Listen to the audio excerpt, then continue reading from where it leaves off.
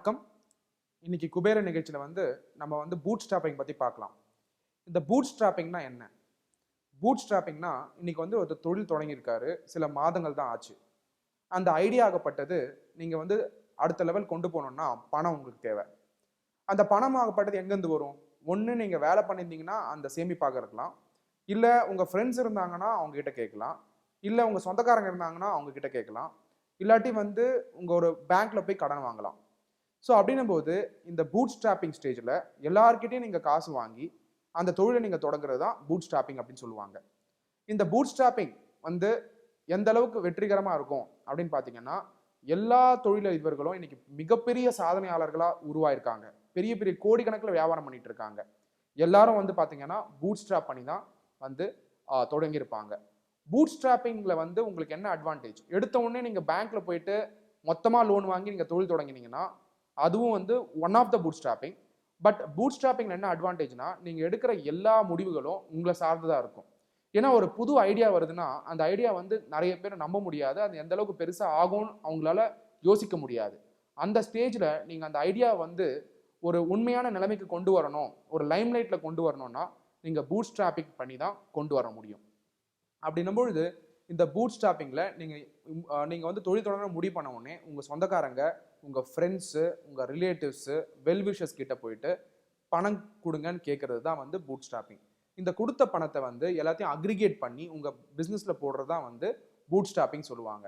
So எல்லா தொழிலதிபர்களும் இன்னைக்கு first step எடுக்கிறது பூட் ஸ்ட்ராப்பிங் தான். அதுக்கப்புறம் தான் மற்ற ஸ்டேஜ் ஆஃப் ஃபண்டிங்க்கு போவாங்க. இந்த பூட் ஸ்ட்ராப்பிங் பண்ணும் பொழுது, இந்த செல்ஃப் ஃபினான்சிங் பண்ணும் பொழுது உங்களுக்கு முக்கியமான சில விஷயங்களை நீங்க ஞாபகம் வச்சுக்கணும். ஏன்னா உங்களுக்கு அந்த பூட் ஸ்ட்ராப்பிங் பண்ணும்போது உங்களுடைய ஃபண்ட் ஆகப்பட்டது பர்சனல் ரிஸ்க் இருக்கு. ஃபார் எக்ஸாம்பிள், நீங்க வாங்கின கடனுக்கு நீங்க மட்டும் ரெஸ்பான்சிபிள் இல்லை, உங்க ஃபேமிலி ரெஸ்பான்சிபிளா இருக்கிறதுக்கான வாய்ப்புகள் இருக்கு.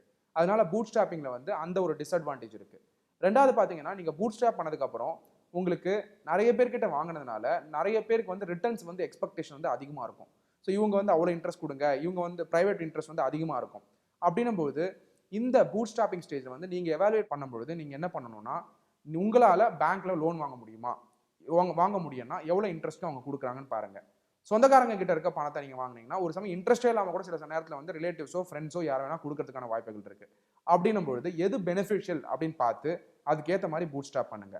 ஸோ நீங்க பூட் ஸ்ட்ராப் பண்ணதுக்கு அப்புறம் ஒரு 2 வருஷமோ இல்லை 3 வருஷமோ போனதுக்கு அப்புறம் உங்க தொழில் நல்ல நிலைமைக்கு வந்ததுக்கு அப்புறம் நீங்க என்ன பண்ணலாம்னா, சீட் ஃபண்டிங்கை நீங்க அணுகி ஃபண்டிங் வாங்கலாம்.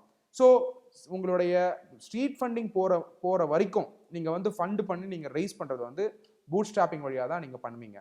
ஸோ இந்த ஜென்ரலா இந்த பூட் ஸ்ட்ராப்பிங் பண்ணும்பொழுது என்ன மாதிரி கடினங்கள் இருக்கும்னா, ஃபர்ஸ்ட் நீங்க ஒருத்தரை போய் பணம் கேட்கும்போது அவங்க இந்த பிசினஸ்ல போடும்போது அந்த பிசினஸ் ஐடியா ஆகப்படுறது அவங்களோட ஷேர் பண்ண வேண்டியதா இருக்கும். அப்படி ஷேர் பண்ணும்போது என்ன ஆகும்னா, அந்த ஐடியாவை அவங்க எடுத்துக்கிட்டு அவங்க அந்த காசை போட்டு செய்யறதுக்கான வாய்ப்புகள் இருக்கு. அதனால பூட் ஸ்ட்ராப்பிங்லயும் ரிஸ்க் இருக்கு. ஆனா தொழில் தொடங்கினா பூட் ஸ்ட்ராப்பிங் வழியாக தான் நீங்க ஆரம்பிச்சாகணும். அப்படின்னும் போது ஒரு ஆண்டர்பிரனரா இருக்கும்போது, டு பிகம் அன் ஆண்டர்பிரனர், ஒரு தொழிலதிபராக ஆகும்பொழுது உங்களுக்கு முக்கியமான இருக்கக்கூடிய ஸ்கில் என்னன்னா, அந்த பூட் ஸ்ட்ராப்பிங் ஸ்டேஜ்ல நீங்க எந்த அளவுக்கு பாசிட்டிவா நீங்க எல்லார்கிட்டையும் எக்ஸ்பிளைன் பண்ணி ஃபண்டை வாங்கி அதை சேனலைஸ் பண்ணி உங்க தொழிலை வளர்க்குறீங்கன்றதுனால தான் அந்த தொழில் மேலே போக போகுது. அப்படின்னும் பொழுது இந்த பூட் ஸ்ட்ராப்பிங் ஸ்டேஜ்ல நீங்க அந்த சேலஞ்சஸ் எதிர்கொண்டு அந்த ஃபண்டிங்கை வாங்கி உங்க ஐடியாஸை மேலும் வலுப்படுத்தி நீங்க மேலே கொண்டு போங்க. அதுக்கப்புறம் ஒரு சமயம் நீங்க பூட் ஸ்ட்ராப் ஒரு ஸ்டேஜ் நீங்க பூட் ஸ்ட்ராப்பை தாண்டிட்டீங்கன்னா அடுத்த ஸ்டேஜ்ல நீங்க ஃபண்டிங் ஆட்டோமேட்டிக்கா உங்களுக்கு அட்ராக்ட் ஆகிறதுக்கான வாய்ப்புகள் இருக்கு. ஸோ பூட் ஸ்ட்ராப்பிங்ல நீங்க காசு கொடுத்தவங்களை நீங்க ஷேர் ஹோல்டர்ஸாகவும் அவங்கள டைரக்டர்ஸாகவும் மெம்பர்ஸாகவும் நீங்க கூட ஃபியூச்சர்ல ஆக்கிக்கலாம். அப்படிதான் எல்லா கம்பெனிஸும் பூட் ஸ்ட்ராப் பண்ண கம்பெனிஸும் பண்ணிட்டு இருக்காங்க. அடுத்த எபிசோட்ல நம்ம பார்க்குற வரைக்கும், இன்னும் பல விஷயங்களை நம்ம பேசுற வரைக்கும் என்னுடைய நன்றிகள்.